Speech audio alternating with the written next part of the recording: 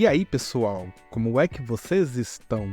Hoje eu vou trazer alguns casos de Lost Media que são literalmente impossíveis de serem encontradas. São exemplos que se perderam em contextos que não são mais possíveis de recuperar. Então é aquele tipo de mídia que vamos morrer sem conseguir ter acesso a elas. Pois é, já lide com isso. E brincadeiras à parte, eu garanto que todos os tópicos abordados são muito interessantes. Então, sem mais delongas, bora pro tema.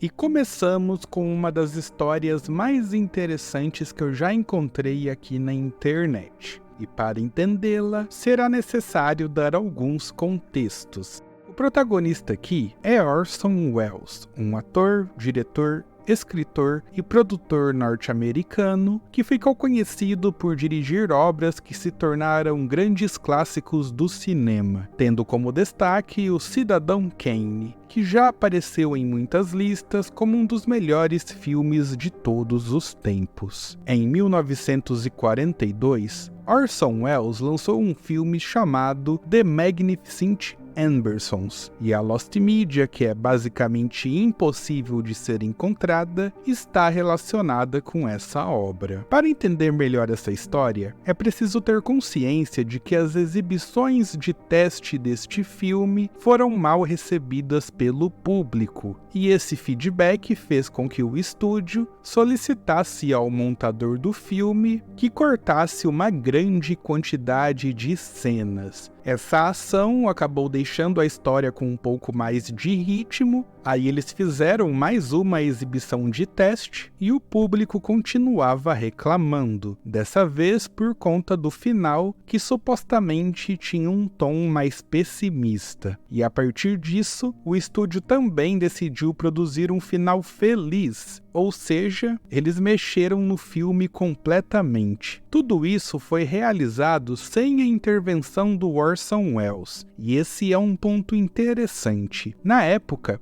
o diretor estava no Brasil e estava rodando um filme chamado It's All True. Esse filme seria uma história antológica que misturava documentário com ficção e buscava tratar de diferentes países e culturas da América Latina. Mas o projeto acabou sendo cancelado por diversas questões que eu não vou abordar aqui, pois não são tão relevantes assim para esse tópico. O que vocês precisam ter consciência é que o filme The Magnificent Ambersons tinha uma versão original que foi cortada por conta do feedback do público, que esse corte não tinha a intervenção de Orson Welles, pois na época ele estava aqui no Brasil. Então vocês já sacaram, né? Que a versão original do filme é a Lost Media em questão. A primeira versão do filme tinha 131 minutos, e com esses cortes, ele acabou sendo reduzido para míseros 88 minutos, ou seja, existe cerca de 45 minutos de cenas que simplesmente foram retiradas do longa. Existe um rumor de que a RKO, a distribuidora do filme, enviou ao Brasil uma cópia do longa para que o Orson Welles pudesse finalizar a edição enquanto estava no país. A base onde o diretor trabalhava ficava no Rio de Janeiro, no Cine Dia Studios, que também estava exibindo seus filmes. E depois que o Welles deixou o Brasil, a RKO solicitou que o estúdio descartasse esse material. E Ademar Gonzaga, que era proprietário do Cine Dia, confirmou que de fato seguiu essas ordens. Então essa cópia, que estava guardada aqui no Brasil, foi destruída. A grande questão é que muitos diretores que tiveram a chance de assistir à versão original do filme revelaram que ele tinha potencial para ser considerado o melhor filme da história. Parece hipérbole, mas é isso que dizem. E eles também relatam que as reações negativas que ocorreram nas versões de teste só aconteceram por conta da plateia ser formada por um grupo de adolescentes. então muitos cinéfilos lamentam o fato de que apenas a versão de 88 minutos esteja disponível hoje em dia. Mas essa história fica ainda mais interessante por conta do cineasta Joshua Grusberg, que veio ao Brasil em uma missão de procurar uma cópia da versão perdida desse filme. Ele relata que nos anos 90, conheceu um colecionador de filmes brasileiro que afirmou ter visto a versão original de Welles no tão fatídico Cine Dia, e isso acabou alugando um apartamento na cabeça dele. Tanto é que o Joshua voltou ao Brasil este ano para mais uma rodada de buscas, e dessa vez ele supostamente está registrando toda a sua jornada para um documentário da BBC. Se há uma chance remota de existir qualquer material sobre a versão de 131 minutos de The Magnificent Ambersons, ela está em algum lugar aqui no Brasil, mas o consenso geral é de que nunca mais teremos acesso a esse filme.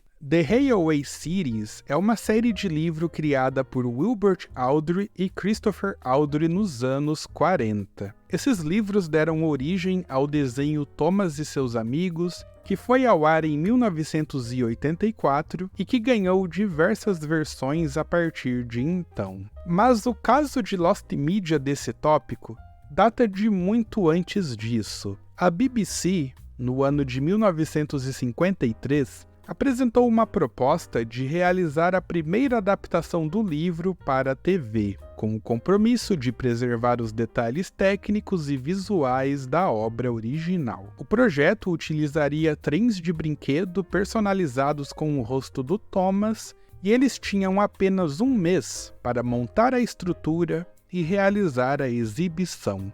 Aliás, vale a pena mencionar que estamos falando de 1953, época onde a maior parte da programação de TV era exibida ao vivo por questões de limitações técnicas. Então, essa adaptação de Thomas e seus Amigos seria executada e transmitida em tempo real. O projeto foi aprovado, mas quando o programa foi ao ar, acabou dando tudo errado. O modelo do trem que usariam para fazer os episódios só ficou pronto durante os ensaios finais, então a produção não teve muito tempo para se preparar para eventuais imprevistos. Mas mesmo assim, a transmissão ocorreu ao vivo no dia 14 de junho de 1953. Relatos apontam que o programa começou até bem, apesar da movimentação dos modelos estarem meio desajeitadas, até que um erro técnico resultou no descarrilhamento de um dos modelos ao vivo. E na hora que isso aconteceu, apareceu uma mão humana na tela e colocou o trem de volta nos trilhos. Essa cena acabou deixando a plateia bastante assustada e surpresa, pois isso quebra totalmente a imersão. Eu fico só imaginando a reação das pessoas que estavam assistindo isso ao vivo. Além do mais, a narradora Julia Lang, que contava a história que estava sendo transmitida, teve que lidar com um imprevisto ao vivo, improvisando falas para tentar manter a história fluindo.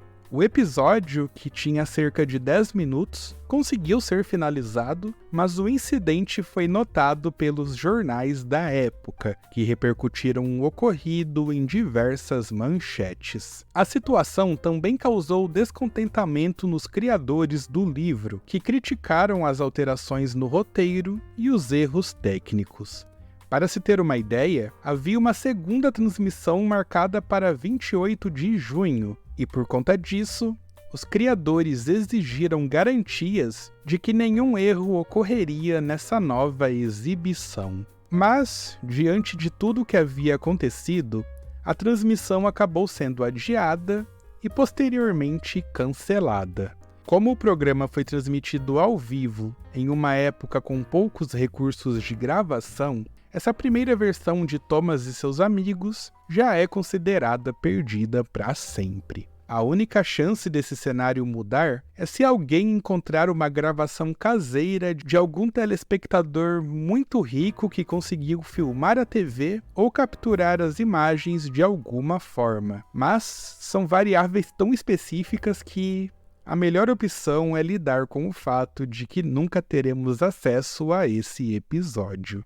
The Television Ghost foi uma das primeiras tentativas de produzir um drama de terror para a televisão americana. O programa foi ao ar entre agosto de 1931 e fevereiro de 1933. Então aqui estamos nos referindo aos primórdios da televisão mesmo. E esse programa tinha como premissa um conceito bem macabro, mas muito inovador para a época. No caso, The Television Ghost era uma antologia que mostrava fantasmas de pessoas que contavam as histórias de seus próprios assassinatos. Cada episódio tinha um enredo diferente, mas o fantasma era sempre interpretado por George Kelton. Ele aparecia com um rosto pintado de branco, envolvido por um lençol e com um visual bastante assustador. E por se tratar de uma época onde existiam muitas limitações técnicas, o formato de cada episódio era muito semelhante aos programas de rádio, pois as imagens ficavam fixadas na cabeça e nos ombros do ator enquanto ele narrava as histórias.